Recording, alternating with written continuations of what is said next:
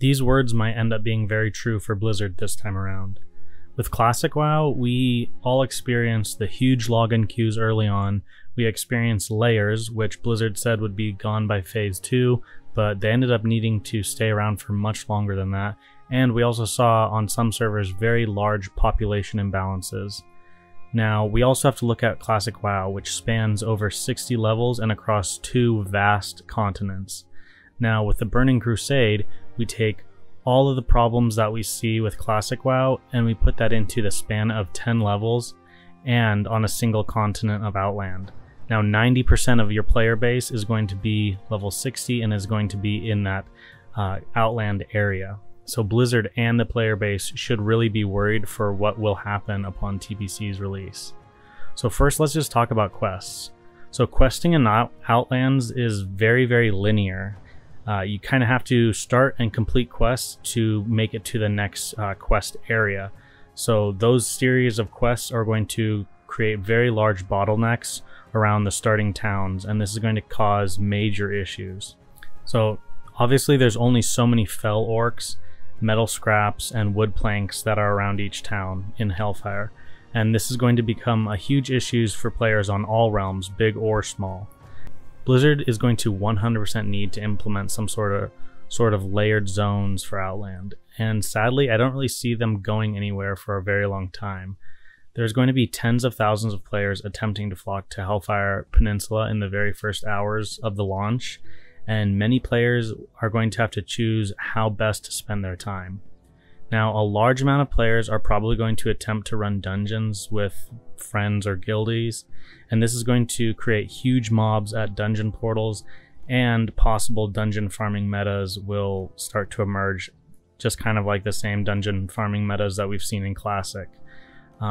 I know there is a way to pull in Hellfire Ramparts and pull the dungeon in one single pull, which obviously if you have a mage or something in your group, you're going to be able to do this, and then you're going to obviously be able to net a huge amount of experience per hour, and this is going to be able to last you for several levels. So we could see just people flocking to dungeons to stay away from the slog of players out in the world questing.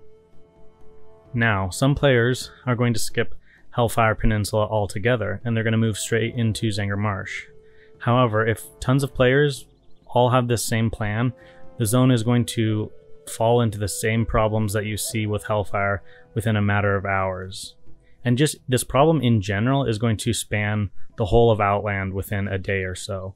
None of the zones are going to be free from hundreds of different players, all on different factions, all trying to compete for respawns, for quests, and also for gathering nodes. Now, this whole problem is just going to be exacerbated by whatever becomes the quickest and most efficient way of leveling or playing the game. We've seen that with Classic WoW, and we're going to see it with TBC.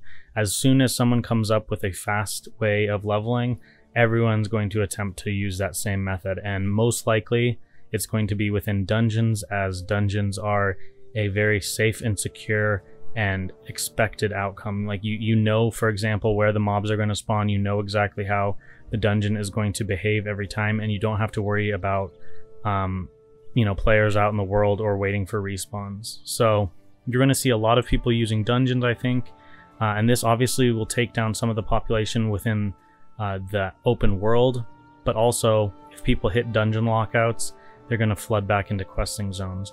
Not to mention there's going to be tons of people out there that try and level as fast as possible, and then within the coming months and weeks following them leveling up to 70, there's going to be tons of people flying around picking herbs, gathering, griefing lower levels. So I just think in general Outlands is definitely not prepared for what's going to happen when it comes to the whole of Classic WoW player base moving into Hellfire Ramparts, moving into Hellfire Peninsula, and moving into zones like Zanger Marsh. So overall, the zone of Outlands is just going to be a nightmare, and there's only so much Blizzard's going to be able to do. We as players are going to have to understand that this is going to be an issue for quite some time, and hopefully with a release of like some sort of testing period or a beta test for TBC, they can work on implementing some sort of layers and things like that. But in general, Outlands is going to be a problem in terms of population, and the problem most likely is going to stay there for much of the game, as 90% of player base is going to be towards max level. You're not going to have that many people staying back in the classic zones. Now, another issue we need to talk about with the Burning Crusade is, again, Outlands being a smaller zone. We need to talk about level 70s running around. So obviously, a lot of these zones, while they are leveling zones, they also are endgame zones. So you have your heroic dungeons in each of these zones that are your standard dungeon, but now after you've gotten your rep and you're level 70, you can go in and do the heroic version of these dungeons. So you're constantly going to have level 70s coming back to places like Hellfire Peninsula. You also have PvP objectives within each of these zones that give decent rewards and are worthwhile for some classes to take part in. And you also have reps for each of these different areas. Now, most of the time the rep is going to be gained by doing these dungeons. However, there's going to be other times where players are going to be out in the actual zone itself.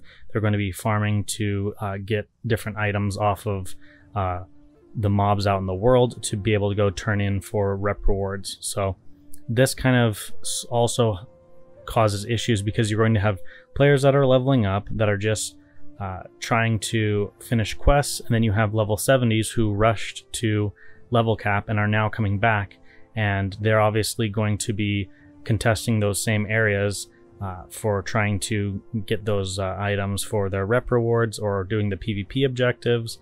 And in general, this is going to cause a very, very full zone across the board of all different levels. So you'll have those people that are leveling, obviously, but then you also have 70s that are coming back. Now, you also have areas that are heavily farmed at level 70. You have areas in the Grand that you're going to be getting moats for. You have areas for rep, like I said. And in general, this is going to create a very toxic environment for PvP. So if you are on a PvP server, it's going to make Outlands pretty hellish for the first few months of the game. Now, as more and more people reach level 70, that does not mean that the zones become less populated. It just means that those specific areas that are good to farm, or specific areas that you need to go to get these rep items, those areas are just going to become more and more populated. So instead of having a large player base spread out throughout the entire zone doing lots of different objectives, now you have a large player base who are all max level and who are all doing very specific objectives, and you're going to have a lot of issues with that. Now, I do believe that Blizzard will implement some sort of layering system. However, just like in Classic WoW, what we've seen with layers is we see one faction dominating one layer and another faction using another layer. So if you have 5 layers in Hellfire Peninsula, you might find that 3 layers are controlled by the Horde and 2 layers are controlled by the Alliance. Now, since you have PvP objectives, you're going to have people jumping back and forth between layers to whatever layer helps them out, and helps them complete their PvP objectives. You're going to have people hopping layers to get onto layers that are less griefed by different factions. And in general, this just takes the world and makes it feel much less alive in the sense of having meaningful interactions with other faction members and other players. And now you're just going to be trying to get onto a layer which meets your needs the best way. So I really don't think there's much of a way for Blizzard to address this issue specifically without adding layers. In terms of huge servers are just going to have layers, and I think sadly they're going to have layers much of TBC's existence, and I don't really know if there's any other way for them to handle this, but I do think that the kind of layer issues that we've seen in Classic WoW are just going to be that much more apparent within Outlands, because like I said, Outlands is a much smaller zone, and within all of those different little areas within Outlands, you have very specific spots for farming different things. So for example, if you're in Nagrand and you're trying to kill the ogres in order to get your rep for the, I believe it's Maghar and I don't know what the other one is, but it's for the Talbot mount, and there's some other rewards for that.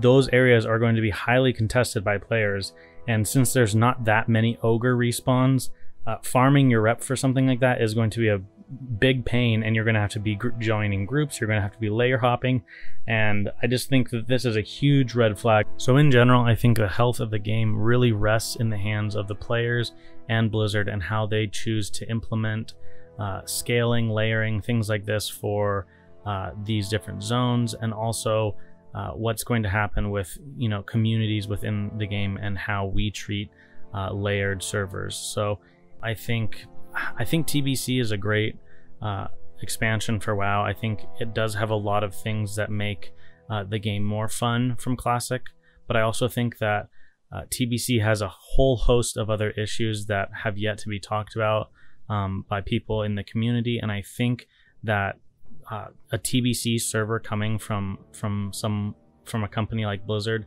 has the potential of doing really well, but I also think that if they don't get things right, that a lot of people are going to be turned away very quickly on into the expansion, and you're not going to get those players to come back. So I think how they decide to launch the game and really work on these big issues with population and server stability are going to be really big. So let me know in the comments, guys, what you think about this issue, maybe some solutions that you might think of, and as always, I will catch you guys in the next video. Take care.